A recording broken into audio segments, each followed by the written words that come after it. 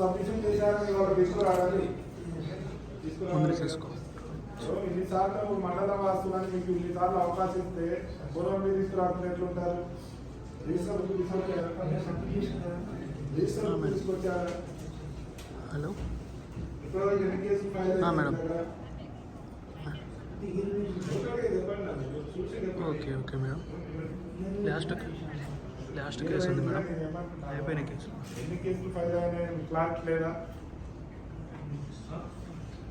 ఇప్పుడు మీరు మండలానికి ఒక ఫస్ట్ అప్లైట్ అథారిటీ మీరేనా? ఎంపీడీఓ గారు. మరి ఎంపీడీఓ గారి ద్వారానే మీరు మన వాళ్ళకి చెప్పాలి కదా. ఇప్పుడు ఇంతమంది హైదరాబాద్కి రావాలంటే ఒక్కొక్కరికి ఎంత ఖర్చు అవుతుంది, ఎంత ఇబ్బంది పడతారు, ఎంత వాళ్ళ టైం వేస్ట్. అందుకోసమే ఇవాళ ఇది కలెక్టరేట్లో ఇంతమంది ఇక్కడ పిలిపించాను. ఇప్పటికైనా అన్ని గ్రామ పంచాయతీల్లో సమాచార యాక్ట్ బోర్డు పెడుతున్నారు. అందరూ తీసుకొచ్చారా? నువ్వు ముందుకు రండి, మీరు ముందుకు రండి. రండి. పిఐఓ అంటే ఎవరమ్మా? పిఐఓ అంటే ఎవరమ్మా?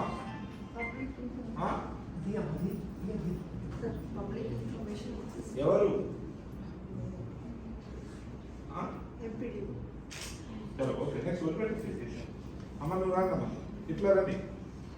నేను 4 చాప్టర్ తీసుకుంటా, చూడండి మీరు మీ ముందే. 4B అంటే ఏంటమ్మా? 4B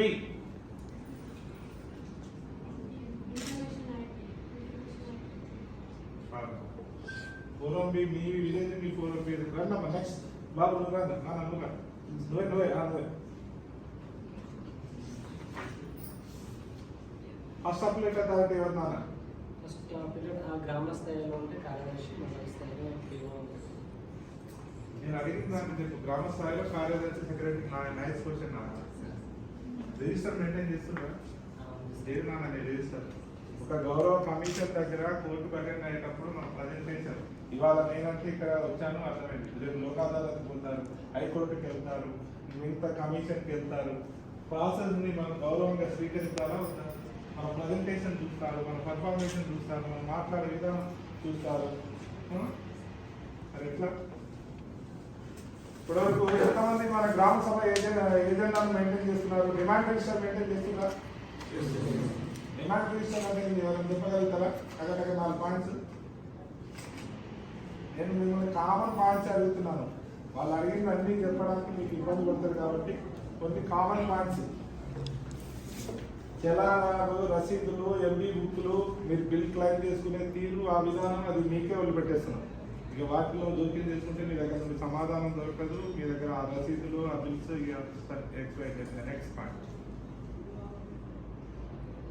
ఇప్పుడు మన గ్రామ పంచాయతీకి ఇయర్ వైజ్గా వస్తున్న బడ్జెట్ సంబంధించిన డీటెయిల్స్ ఎవరైనా చెప్పగలరా? ఎన్ఆర్ఏజిఎస్ నుండి ఎంత నిధులు వస్తాయి, దేన్ని డెవలప్ చేస్తున్నారు, ఏంటి నువ్వు చెప్తున్నావు. మీ పేరు? సురేష్. ఏ విలేజ్? ఎల్లపేటలో ఏ విలేజ్? ఎల్లపేట టౌన్. అట్లా చెప్పాలి కదా, చాలా విలేజెస్ ఉన్నాయి కదా. ఇప్పుడు వీళ్ళందరూ మన వాళ్ళందరూ అఫిడవిట్ ఇచ్చారా? అఫిడవిట్స్ ఇచ్చారా? మీరు ఒక్కరే ఇచ్చారా? ఓకే. ఎట్లా మరి ఇప్పటినుండైనా సమాచారం యాక్ట్ మీద ప్రాపర్గా రెస్పాండ్ అవుతారా?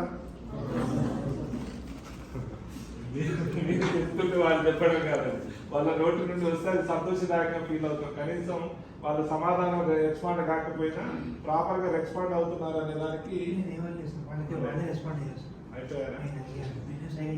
సరే, మీరందరూ ఉండండి. కలెక్టర్ గారు మేము మళ్ళీ ఈ యాక్ట్ గురించి చెప్తాము. ఫస్ట్ మీకు ఒక కాన్ఫిడెన్స్ పెరగాలి. సమాచార యాక్ట్ అంటే ఏదో పెద్ద సమస్య ఏం లేదు. మీరందరూ మంచిగా చదివి మంచి bachelor degree, master degree complete చేసుకున్న ఉన్నవాళ్ళే. ఎందుకంటే కాంపిటేటివ్ ఎగ్జామ్లో కూడా మంచిగా చదివి మీరు ఇక్కడ ఈ జిల్లాలో ఈ ఉద్యోగాలు పెడుతున్నారు. నిజంగా అదృష్టవంతులు ఏంటంటే సొంత ప్రాంతానికి సేవ చేసే గొప్ప అవకాశం అది మీకు దొరికింది.